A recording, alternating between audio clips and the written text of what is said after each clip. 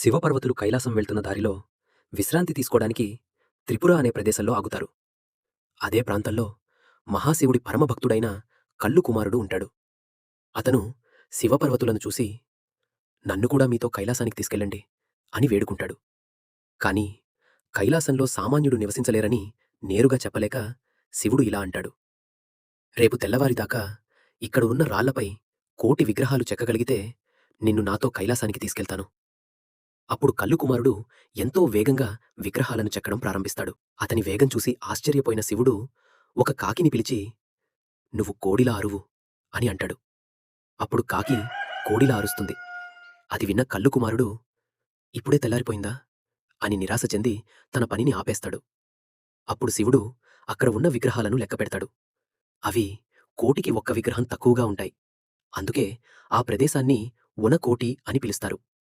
ఆ విగ్రహాలు త్రిపురలో ఉనకోటి అనే ప్రదేశంలో ఇప్పటికీ ఉన్నాయి.